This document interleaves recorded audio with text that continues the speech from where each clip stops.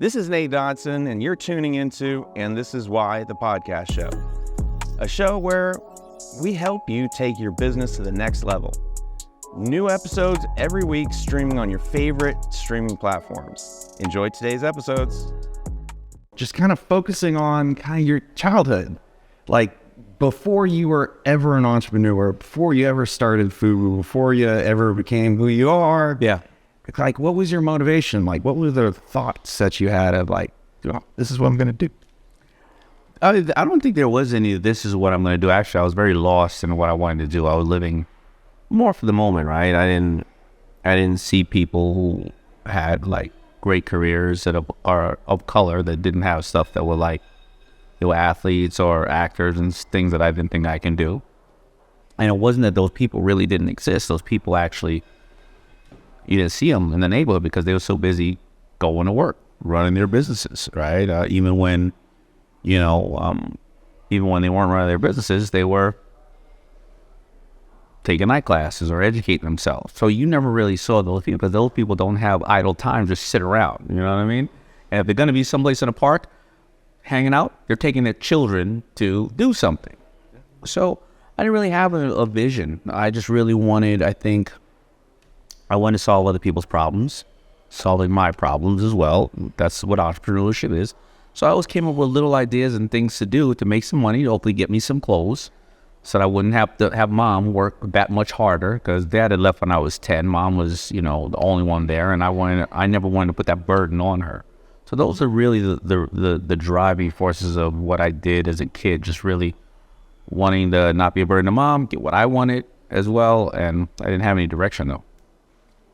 And well, you didn't have direction, but it sounds like you did different things. Like when you're kind of starting out, did you try a bunch of different millions? Yeah, I started working at 10, handing out flyers for buildings. Then I was an apprentice electrician, running BX cable and burn down building. Then I worked at the popcorn stand. I think I worked at Church's Fried Chicken. I worked at the place where they sell the big cookies. I worked at flea markets. I would put bicycle parts together and try to sell a bike. I would have a snow shoveling business. I would have a leaf raking business. I would have a van transportation business. I would sell super soakers. Didn't matter. I'm selling it. I love it. How do you go from that of just I'm doing everything to now you start refining it down to, oh, I see the upside with clothing, or kind of how did that path work? I mean, I think that's an excellent question that I've never been asked before. So, when you're coming up and, nobody teaches any of us, white, black, or yellow, nobody really teaches us financial intelligence and how to be an entrepreneur. Now, maybe. But back in, in the late 70s, early 80s, an entrepreneur didn't have a great name. An entrepreneur was kind of like the person that sets your house on fire and then comes to sell you a water hose to put it out, right? So, even though all of us have been bartering and trading since the beginning of time, but all those little things that I did, I didn't really do them because I had a passion necessarily to have a big business. Okay. I did it because I thought I was solving a problem or I wanted to make some money. So I think that what happened was I had a van service, and I was about 16, 17 years old. I was driving the van, and having people come on and off. In New York, we could do it like a bus. And I looked at the van. I said, well, you know what I can do? Worst scenario, I need a car. And now I got people that I can make money off of this, pay for this car that I wanted. I can sleep in it if I get homeless. I can pack it full of t-shirts and super soakers if I want to go to the flea market, right? So I just looked at it as a multi-purpose vehicle. But, I was working for about 4 years on it, and I didn't have a life, and I got tired, and I wasn't excited about what I was doing. So it was really at that time when I decided to just become a waiter at Red Lobster. I was like, I don't take the job home with me. I net more than with the van because after I'm paying for all the expenses, and I just want to relax. Wait, did you say Red Lobster? Mm-hmm. He gets unlimited cheddar biscuits. Cheddar biscuits. Yeah, all day. No option. All day. But when I was working at Red Lobster, then I created FUBU, which was a combination of two things I really loved: hip hop music and clothing. And that's when I was doing that for fun, right? Making these shirts, going on the video sets, sharing them with friends. And that's when I found my passion. And that's when I knew where I wanted to be. Prior to that, all the other stuff I did for money, either I made it, I wasn't happy, or I lost it, or I failed at it. And I can tell people today, you know, I've never seen someone who's doing things just for money become successful. They either end up in the wrong place often. They make the money and they blow it because it's just like, I finally got it and there was no, you know, purpose behind it. So when I found FUBU, I found I would have dressed people for free for the rest of my life if I could. So with FUBU, and just like looking at you say purpose. Yeah. Purpose means so much. Yeah. Is it kind of a personal purpose or a global good for the world, or just what do you mean by purpose? Well, first the purpose has to be, you always need to be fulfilled for the purpose, whatever it is. So if not, then you're working on somebody else's dream, right? And you need to see the vision. So it's always personally. I never thought about it being a global brand. I never thought about it being bigger than a boutique in Queens. So it started to grow into finding more purpose because, you know, when you have an idea and a concept and you put it out into the world, you don't know how it's going to be received. You can assume, and, you know, but then it gets received in various different ways. A lot of people started to, the first people that really bought FUBU was the kids in Japan and the skateboarding kids in Seattle, Washington. None of them were people of color. Wow. Yeah, it was the people in Japan. They bought a mail order, but it was those kids who would literally, and with no disrespect to African Americans, they would tan their skin, wear Knicks jerseys and baseball hats, and they would break dance because they wanted to emulate the African American kids in the Bronx. It would also be the skateboarders in Seattle who had this kind of let's rebel within the system. They were wearing Public Enemy shirts, and just fighting within the system. They loved African American kind of music as well. So when you come up with this idea, you don't know who's going to accept it and how, and then you're like, oh, wow, this works here. I didn't think of it like that. So it grows. Interesting. So did you consciously think I'm targeting the African American community, but the reality is you found your audience someplace else? Yeah. I never thought of it as targeting the African American community because I was targeting people who loved rap music. I was just in love with rap. So I used to dress Beastie Boys, I dressed LL Cool J, MC Serge, it didn't matter. Was I addressing and was it powered off of African American art form created in the Bronx by primarily African American males? Absolutely. But where hip hop is today, hip hop was my entire world, and the way that people think of it today as a global brand and all that type of stuff, I thought of it back then that even though it was really in the Bronx or in Manhattan, but that was as big as my world was. I didn't have a cell phone or a smartphone. I had 4 channels to look at on TV and a couple of newspapers to read. You know what I mean? Yeah. So I love it. So do you know Spice One? Her brother. Oh, is your brother Spice One? Yeah, the big brother. That's very cool. Yeah. Wow. Yeah, he was actually just out here not long ago. Really? I think he's got a show coming up in a couple of weeks down in Dallas too. Nice. Okay. Yeah. But you're right. When you start listening to the hip hop music, it was localized. It was your neighborhood. It was your local rappers talking about the local issues that were happening around you. So it was real kind of condensed. And so I remember getting my first FUBU outfit. Yeah. I thought I was real fly. I appreciate that. The big matching jeans with the jacket and the denim. I still got pictures from that. Go to the mall and, spend all day taking pictures. That was what we did. I love it. So, I actually love the clothing industry, and I kind of follow this little subreddit of like the startup clothing entrepreneurs. They're great in design, horrible at business. Yeah. They don't even bring it up. They don't communicate about it because they're just very creative. Yeah. What do you say to somebody that like you're literally God to some of these people? They've got the creativity, but they really just don't know how to put it together with any business focus in it. What would you tell somebody like that? That's a good question. I can't emphasize it enough that they have to learn the business, and a business is hard enough if you know it. If you don't know it, where do you think you're going to end up?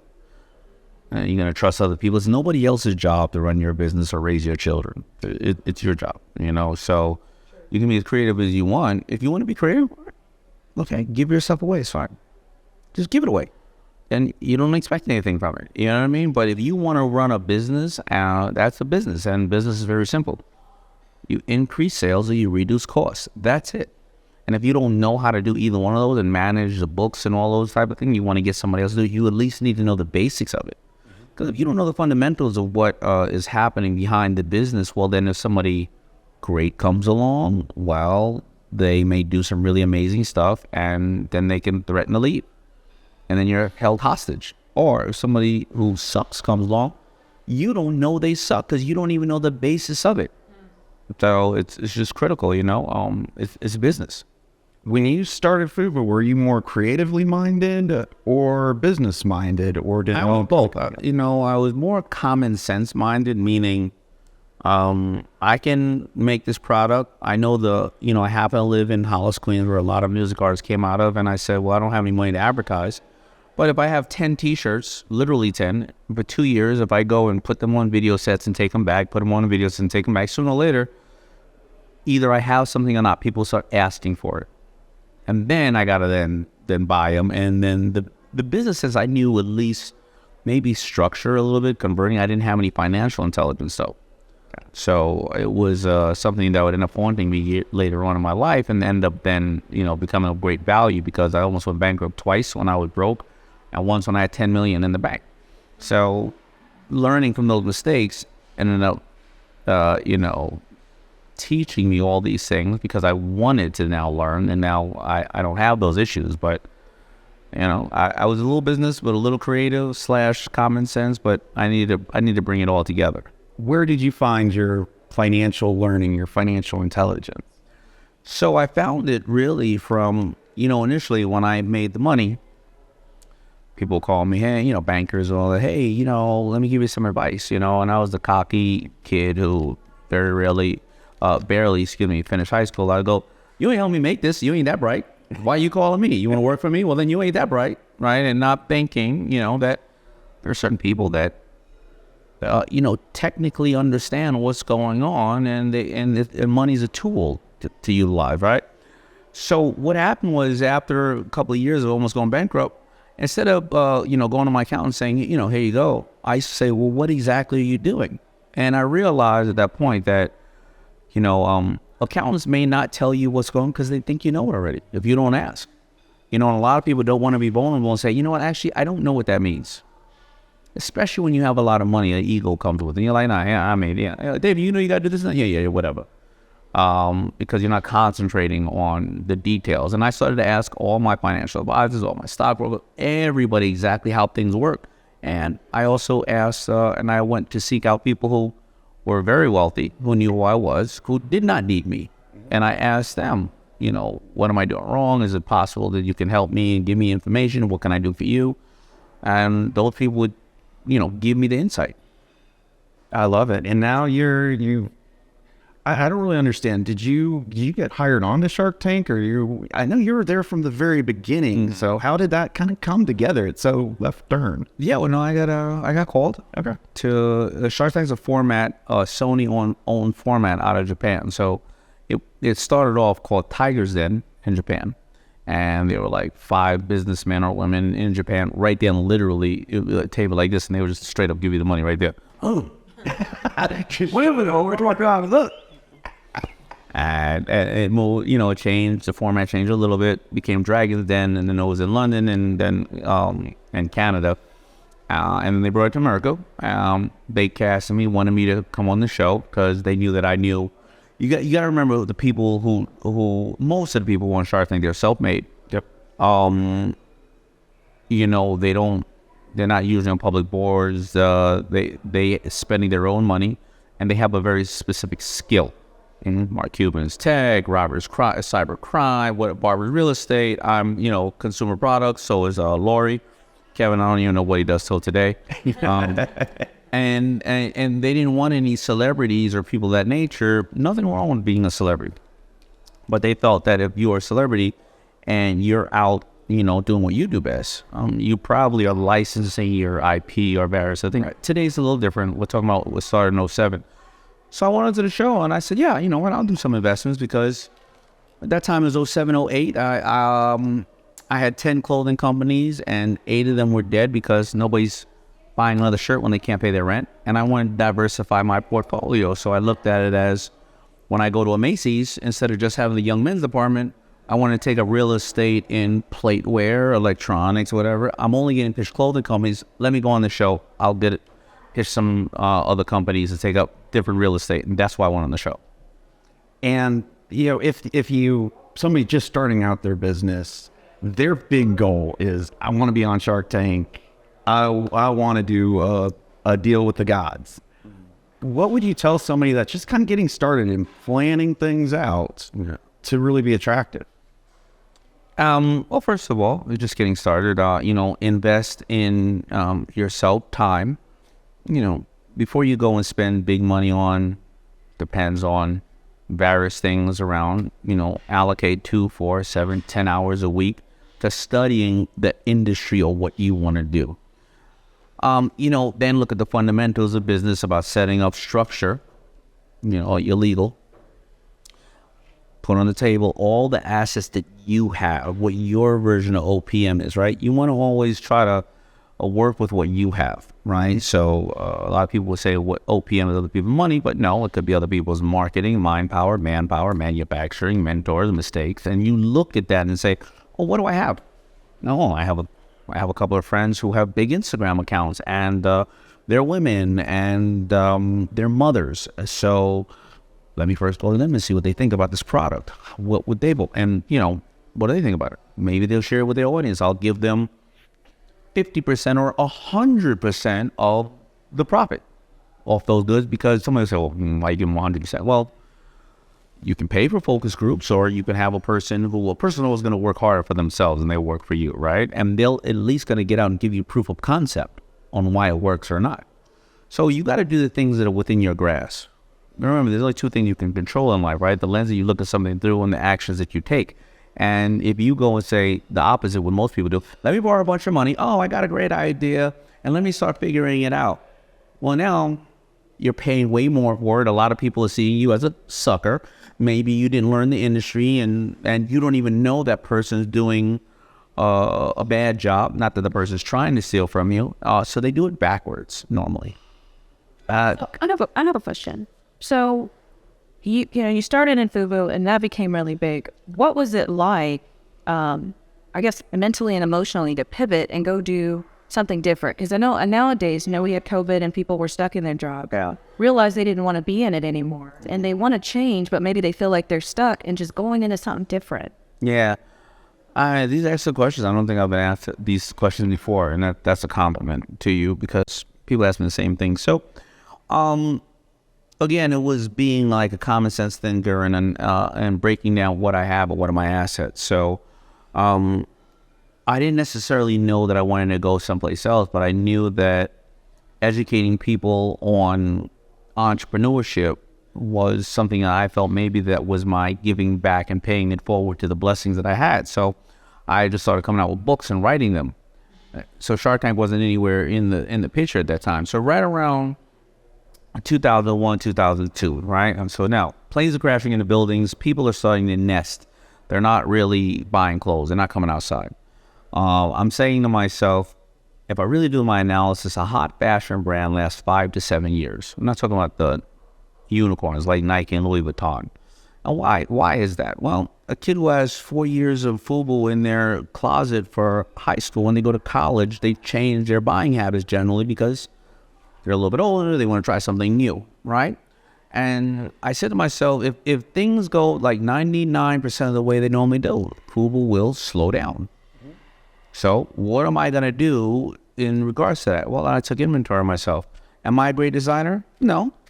Putting a big 05 on a bunch of football jerseys, it's not really a hard job. I got to tell you that. But I'm a great marketer. And I know a lot of these celebrities who came up earlier. So where are my assets? Well, I know the buyers. I have financing. Maybe I should go and acquire other brands and put them through my same pipeline. So I go and I acquire a brand called, I acquire Ted Baker. I license Ted Baker, Kappa. They don't work. I'm failing at all these brands because I don't understand how to talk to that buyer, right? I never was into soccer. Now I'm trying to sell soccer jerseys, all right? But then I acquired a brand out of bankruptcy called Coogee. That was a well-known brand from Biggie Smalls and certain people. And what I did was I realized that Coogee used to only sell these $700 or $800 expensive golf sweaters. That means that there was a whole community that couldn't touch that at a certain price point. So I started making jeans and t-shirts and stuff at $100. So Coogee starts to take off. But simultaneously, I'm trying to educate people with these books. And then I realized, well, then maybe I shouldn't acquire brands that I have to operate. What about there's a whole bunch of younger, smarter people coming up with new brands that need what I have? Well, let me go and start backing them. So I back Willie Esco, I back a bunch of other brands. Hence, then comes Shark Tank, and we kind of touched on that. But that's what happened in the transition. It wasn't that I was going to clearly, make that transition, but we know a buddy of ours called Ryan Dice, and even at this stage in my life, he has a 27-hour digital marketing curriculum. I'm taking that. And somebody will say, well, why are you taking that? I own digital marketing companies or have relationships a lot because I still want to keep educating myself. And that normally pays off for me later on when I'm ready to pivot, because I notice I keep going in this area. I really like this. All of a sudden, an opportunity presents itself, and I move towards that area. I don't wait in a static and go, one day something's going to come around. I'm just going to hop to someplace else, Got it. It's that, work without faith, right? Yeah. Yeah. So what words of encouragement would you give to somebody who's looking to make that shift, who's looking to pivot from maybe something that they just desperately trying to hold on to, but want to try to go in a different direction? They got to be really disciplined in scheduling themselves in the time, because generally we'll schedule everything else. We'll schedule when somebody else wants us on a Zoom, a train, a plane, an automobile. We got to go to the kids' school, soccer. Everybody's calling us on these things, interrupting our lives. We'll pick up the phone, but we generally don't schedule ourselves, right? Like we were talking previously about a vacation, date night with my wife, working out, taking I take my daughter, I used to take my daughter on a date at 12 years old. And somebody would say, why? Because a guy taught me to take my daughter on a date at 12, because when she becomes 16 or 17 or 18 and she goes on a date with a guy the first time, how she doesn't know how he's supposed to treat her if she's never been on a date before. Right? So if I don't sit there and schedule these things, well, then I'll let everything else. So now if I want to go into whatever field it is, schedule 1, 2, 3 hours, whatever I want to do to concentrate on that field. I don't care whether it's looking at a book, looking on social media, going to a hospital and and working with the children or the people there because you want to start a charity. Just don't come up with the idea and think that you're just going to do it. You know what I mean? Nowadays, what does it look like for you? Like you're not, or maybe you are operationally running any businesses, although you have your tentacles everywhere at this point. Yeah. Well, so I try to keep my staff under 50. I am operating the business. The business is primarily the Daymond John brand, and it breaks out from everything from consulting and community to investing to education.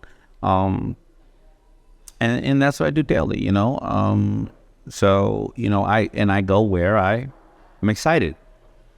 And the day that I'm not excited about it, then I'll stop doing it. But I'm very excited about all the things I do. So it is possible to love what you do and have passion in what you do. Most people, I can't say most people I know, I guess, you surround yourself with those type of people. It is 100% possible. I remember talking to my daughter one day when she was a younger girl and she was like 11 years old. She's a huge, animal advocate. And she's like, Daddy, I want to go and, save animals and work at charitable organizations. And she said, I don't know if I'm going to make that much money. And maybe most charities I looked up, they kind of fail because, they're not thinking about it as a business because they have so much passion and drive for what they're doing. And I said, well, honey, if you do it for 10 years and you've saved 100 or 10,000 animals from being euthanized, would you look at that as a loss? And she said, no, it'd be the greatest joy ever. So what are you waiting for? So if you're doing something you love, there's a couple of ways to look at it, right? You'll never work a day of your life, or even if you don't win financially, whatever the case is, you will still maybe leave with purpose, gratification, you know what I mean? Know that you challenge yourself, know that you've changed somebody's life.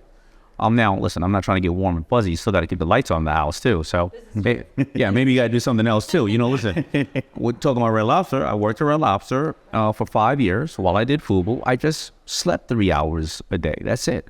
I went to Red Lobster at 12, got home at 12, sewed T-shirts up until 3 o'clock in the morning, got up at 6, answered all the calls that were on the, on the voice, whatever it is, right? What we call those days? The answering machine. Deliver calls from 8 to 11 in the morning, and I was back at Red Lobster. I did that for 5 years straight. That's what it was. You say that you're surrounded by people that have that passion and the love for life. Personally, I think that's like one of the key things for everybody. Yeah. But so many people get kind of stuck in that treadmill. Yeah. Breaking out of that can be tough. Do you have a secret for how to find that passion in life, especially if you had a job? Well, I mean, you really simple. Whatever you do for free, you can get paid for. And whatever you buy, you can sell. So you have to, though, I think the 3 pillars to success is really, number one, knowing your why. Why are you doing it? I mean, nobody in the world can ever answer your why. I don't care if even it's your mother or your father. Number 2 is then, setting some goals, maybe big, maybe small, reasonable, to satisfy that why. And number 3 is then, acquiring the information, doing your homework to accomplish the goals to satisfy your why. The biggest problem is a lot of people lie about their why. They do it because of society or fear, or their parents told them this is what success is, or a boy or girl who broke their heart told them that they weren't shit because of something or another, and they're doing the wrong why. So if you're doing the wrong why, then you're setting the wrong goals. You're setting the wrong goals, and then you're doing the wrong homework on the wrong goals. So I think you got to be brutally honest with yourself, and that is sometimes something that people just don't want to do. You want to do it because you want to be famous. Okay, I can't doubt you for that. So I run Crowdfunding Lawyers. We're a law firm. We just help entrepreneurs get their startups and businesses funded. Do you have any recommendation for kind of somebody that's just trying to get their business started, really kind of about doing things right from the get-go? Yeah, so, I mean, of course, this is your area of expertise. You can explain it further, but the fundamentals, they need to have all of the fundamentals in place for at least structure. Right? What is your IP? What is your company? How are you filing taxes? They have to have taxing and accounting in order, right? Trademarks, whatever you need. And I know you can do some of these things simultaneously. That is the most important aspect, because, listen, even on Shark Tank, there's been 3 companies that have come on and they didn't really own their name. They had maybe a URL. Wow. And then they go on air, 10 million people see their product, somebody sends them a cease and desist, and they take all that traffic, and they and then they convert 500,000 people, that because you just didn't know what a trademark was, because you decided to have an Instagram account underneath your name. That doesn't mean anything. So where do you get that information? Well, first of all, something called Google. Before you go to any person or law firm or legal or anybody else, just Google it first. And Google, not the first hit. The first hit's usually probably an advertisement that it could be a scam or somebody else. By the way, you ever see the all the sharks invested into this diet pill? You ever see that one? No, you never see that one? Oh, it's all over social media. We never did. But it's all, and they use our names and likenesses, and we try to sue them all the time, and they just close the company and open up a new one. So that's how, on Shark Tank. as seen on Shark Tank, why all the sharks invested in this one. And by the way, I will show you a picture later on. I mean, they show us half naked, and Kevin has a 6-pack, which is probably the biggest lie. I mean, Barbara's legs look like Tina Turner. I mean, the 25-year-old Tina Turner. It's like, if you believe that, then you got a bigger problem in life, right? But yeah, so do your own homework and really educate yourself. I mean, I can't emphasize it enough. It is your job, and then you start creating the business. But how do you create a business? You create a community. You have, you try to understand, if something is viable. So many entrepreneurs, a lot of the problems why a startup really fail in the first couple of years is actually the problem is overfunding. It's not the lack of money, it's overfunding. You go get a $100,000 loan and now you got a $20,000 website instead of a $1,000 Facebook page. You signed a lease for 7 years on a store instead of a kiosk for the weekend, right? You watch too much Shark Tank, you heard your margin's got to be 50%. So instead of buying 500 pieces, you bought 5,000 pieces because you had to have the margin. The pieces are crap because your rendition one come back crap. So now you have 5,000 pieces returned into your garage. And that's the bigger problem. We have been kind of convinced that you need to go hard and, do all this and go big. No, you don't. Take affordable steps, I like that. Take affordable steps. Yeah. That's what true entrepreneurs do. They act, they learn, and then they repeat. Yep. You've been very, very kind to me, both of you, to support this book I have on financial intelligence, right? Now, me being somebody who has a public stage, the book is called Little Daymond Learns to Earn. I knew that I have a fairly good chance on making it to the New York Times bestsellers list. Why? Well, because for 6 weeks, I can promote it with pre-orders, all right? And, you supported us and you gave it to the communities, and which I really appreciate. So week number 1, fine. However, and that means I'm going, wow, something here maybe. Because I can go on every news network. But week number 2, wait a minute. That's not 6 weeks of sale. That's just 1 week. It's pulling through. That means people are getting it. Week number 3 on the New York Times. Wait, people are getting it. Now there's a different set of confidence to move forward with it. Because the first 6 weeks of bringing it out, I'm like a talking head on TV. Hey, this is why it's good. This is why I do it. But once you get the product out, and then a week it starts to move it still, and you hear parents come back going, let me tell you why I bought it. Let me tell you that. You start to now, it was an idea why it would work, but after you get it out, proof of concept, then the talking points don't become, assumptions, right? What's the saying? You can make up your own opinions, but you can't make up your own facts. Now it becomes a fact, and now it becomes something, right? So it's on every level. People think it's just supposed to be because they don't have money and they're supposed to take affordable steps. No. I didn't set up licensing programs and all kind of crap, because if the book only sold once, and then they, true business experts like us, after 2 months, they'd be like, well, it sold once. That's called phantom. That's a phantom sale, right? Because yes, it's not selling. I don't want to do any business with you. It's craps. It doesn't work. But after all those other times, then you start to say, what can I do more with it? So it's the same thing, no matter what level you're at. I love it. So this book, which, absolutely love it. The kids loved it. It's kind of targeted to that 10 to 12, maybe 8 to 12. No, 5. Believe it or not, 5 to 12. 5 to 12. Are we going to see the next teenagers' path to entrepreneurship? No. I think when you start getting into the teenage years, there's a lot of great authors out there, first of all. This book is the only one that I have seen of its kind where it gives a little bit of money sense, but more entrepreneurial for kids. And it starts at such an early age. When you start getting in those, there's accounting you could take in certain schools and everything. I want to just concentrate on a very niche market. And that's always been, and I think that brings up a bigger point. That's always been my thing, like to concentrate on one area. So the way I got FUBU would be a global brand is I didn't know all the other things. I just concentrated on 18 to 35, primarily African-American males who would pay an average of 20% for better goods if they could. When I wanted to make products for ladies, I got a license because I got a person who understood ladies. Right? Making a product for men and ladies is two totally different. You would say, David, I make jeans. I know I make jeans for men.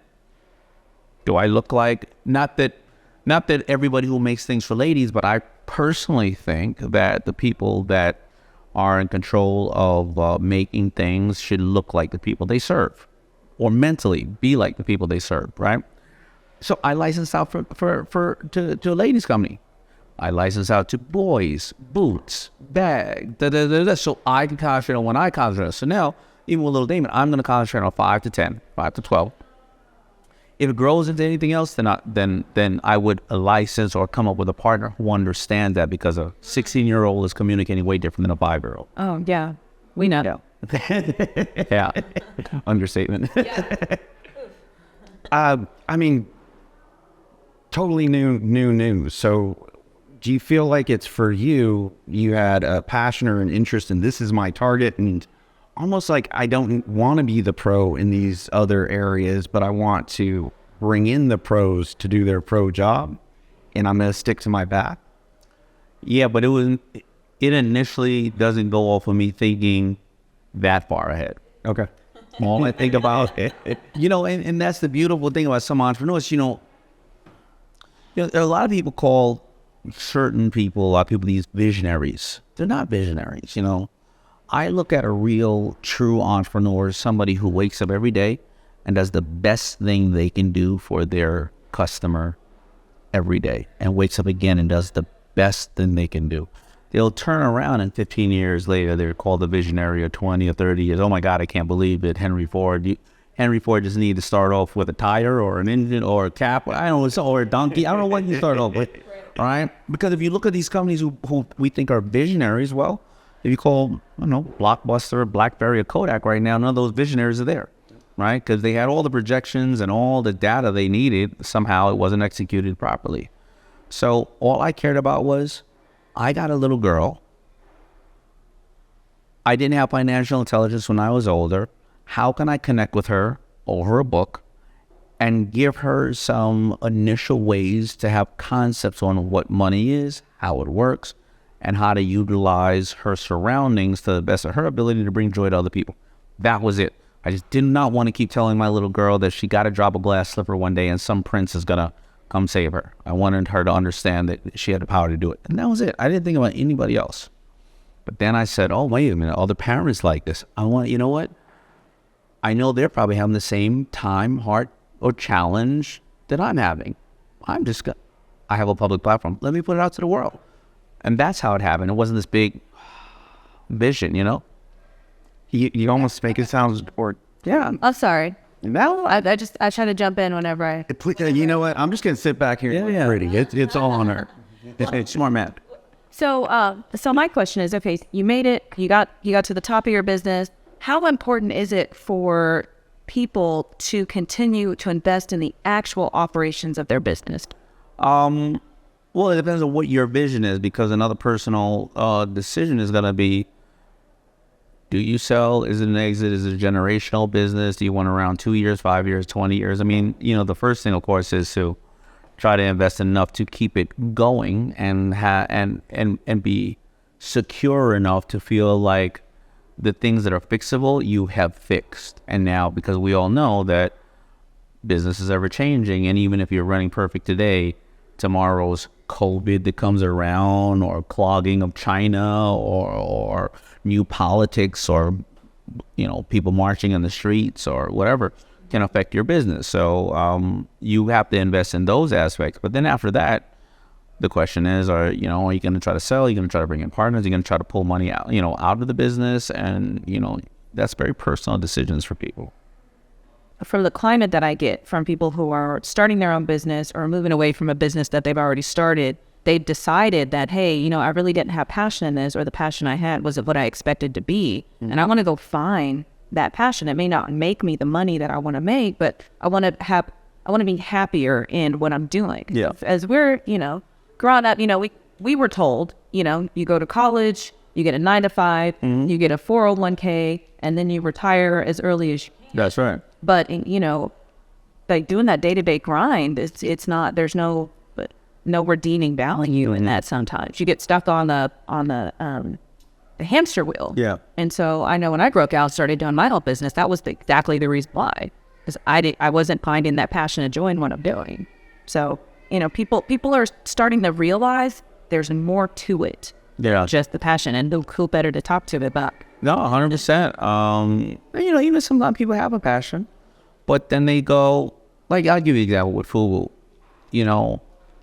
I just am a person. I don't have ADD, ADHD, but, how many times I'm going to look at that FB or that 05? I mean, I wanted to kind of just do something else. No matter what, I love FUBU. It was very good to me, still is, still today.